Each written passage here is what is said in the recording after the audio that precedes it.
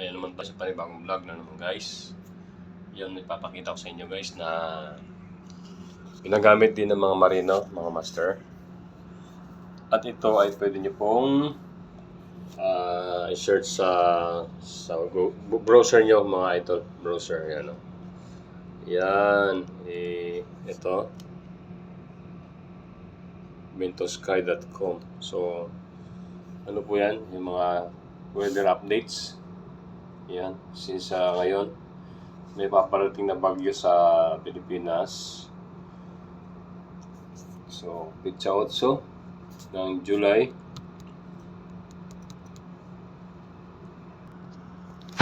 Yan, pitsa 8 ng July. Ang oras po dito sa Rotterdam is alas 10 ng gabi. Ayan.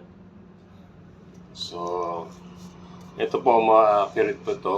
May bagyo tayong paparating dyan sa Pilipinas pero release po siya. Ang international name ay Bavi. Ayan.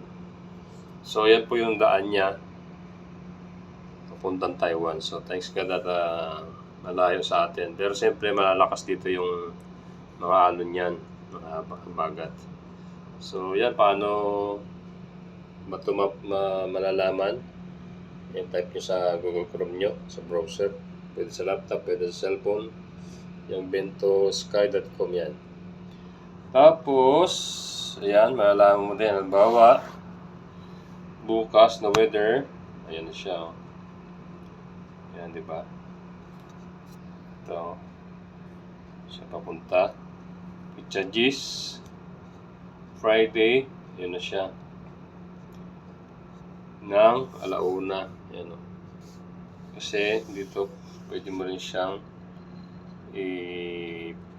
ano yun yung anong oras ba? Yan. Diba? Nakita mo. Tapos pwede mong i-next. So yun na siya o. Friday, pitsa 10. Sa Saturday naman ano pa rin siya. Yan. Tumaas na siya. On Saturday. Tapos sa Sunday, ayan, andito na siya. So thanks God at